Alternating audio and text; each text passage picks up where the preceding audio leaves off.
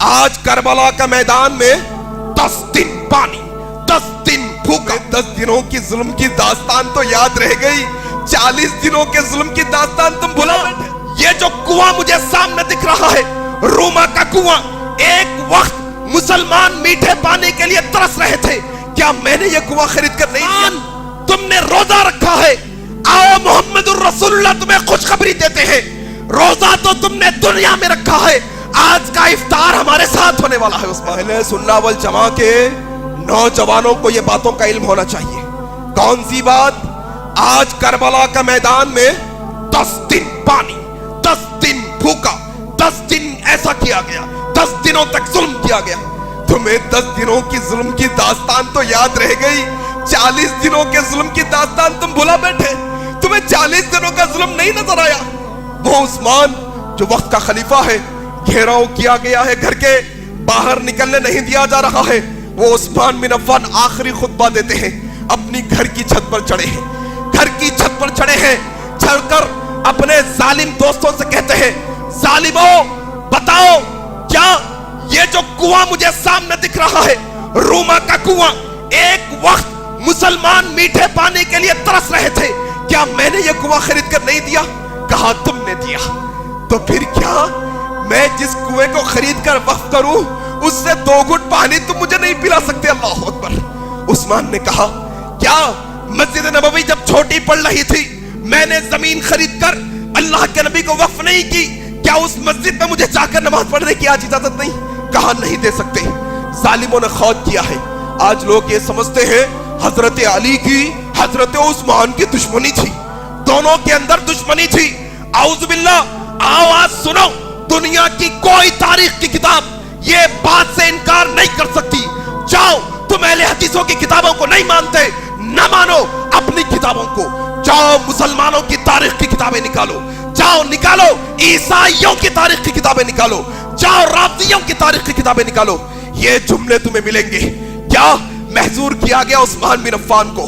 حضرت علی رضی اللہ تعالیٰ عنہ نے کہا حسن حسین تمہارے خالو پر ظلم کے پہاڑ توڑے جا رہے ہیں، جاؤ ان کی پہرے داری کرو۔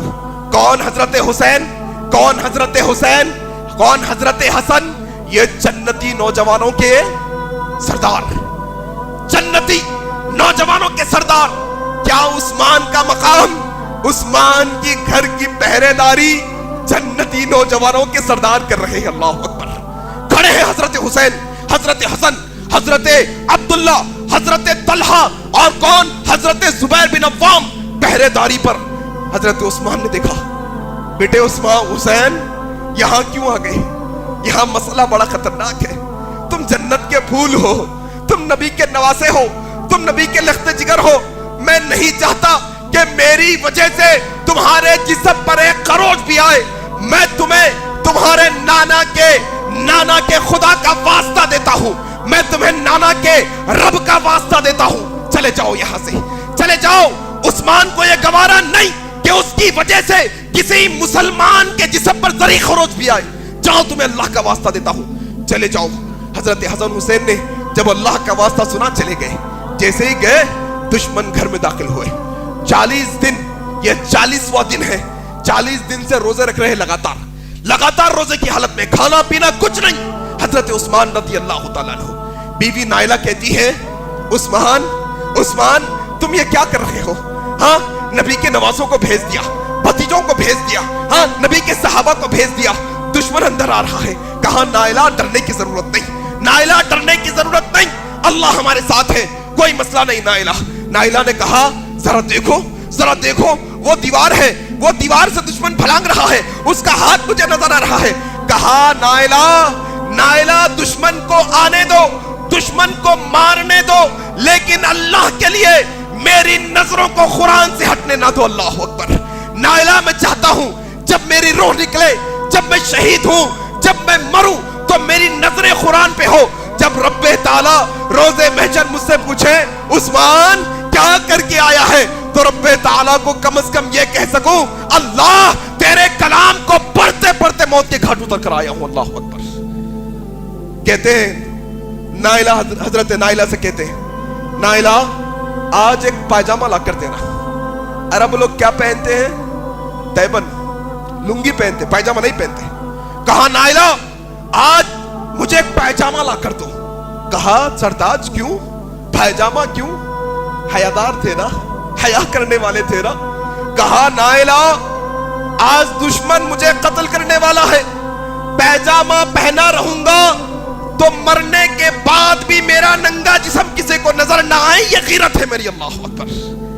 اور آج یہ عثمان بن عفان کے چاہنے والے نوجوان پھٹے کپڑے، پھٹے جینز پہن کے پھر رہے، اندر کا جسم نظر پتا نہیں.